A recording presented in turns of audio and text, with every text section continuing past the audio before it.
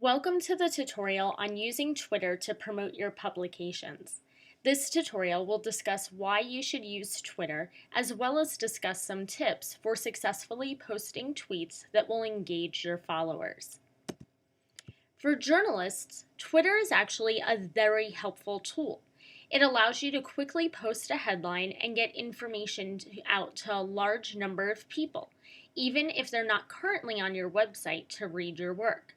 Twitter also helps you get people to visit your website and read your articles, as we'll discuss how to do in the rest of this tutorial.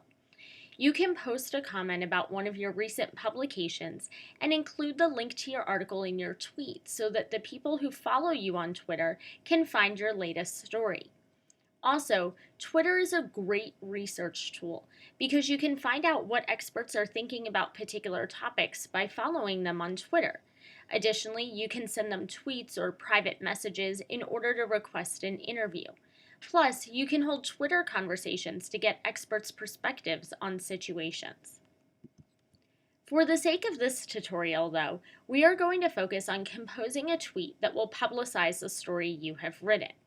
The goal of your tweet should be to get your followers engaged in the topic your story focuses on, and to motivate your followers to click on the link to your publication.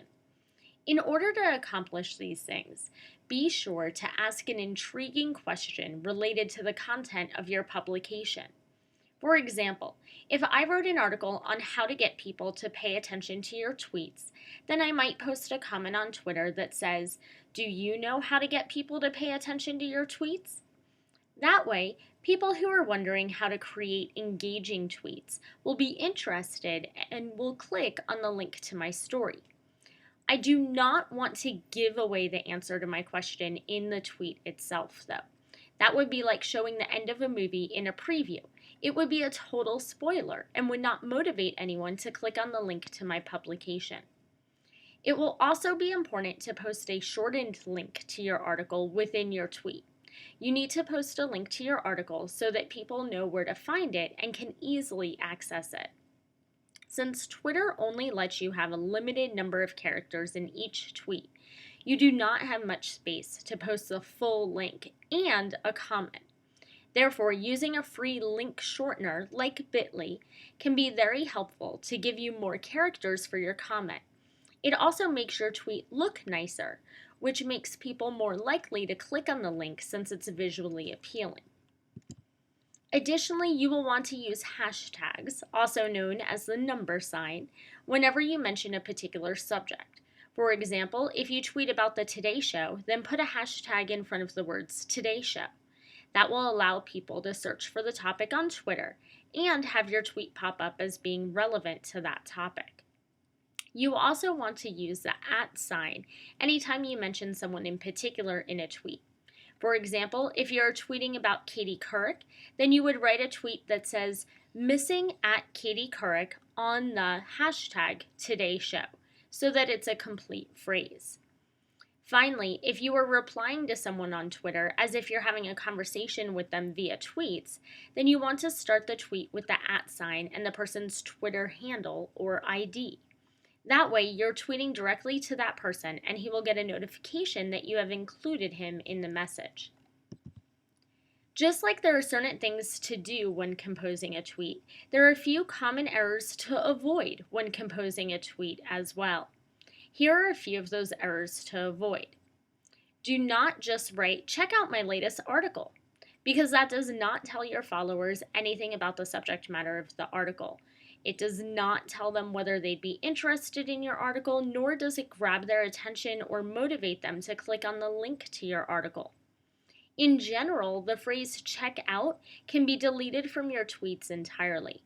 By providing the shortened hyperlink to your article, you're already encouraging people to check it out. Therefore, you can eliminate that phrase from your Twitter vocabulary and instead just post a comment that gets straight to the point of what your story is about. Also, avoid posting about your publication being for grad school or your master's program. Frankly, people do not care why you posted the article. They simply care about the information your article contains. Use your tweet to tell your followers what information you, as a journalist, have for them and why they should click on the link to your publication. While it can be tempting to use your headline as a tweet, since both are tiny phrases, avoid taking this shortcut. Your tweet should be more engaging than your headline. Also, you don't want your followers who read your tweet and then reread that exact same phrase when they look at your publication to think that you're being lazy. Show your readers that you really are a writer who can write 2 phrases to describe how terrific his article is. Finally, make sure your tweet explains what subject matter your article focuses on.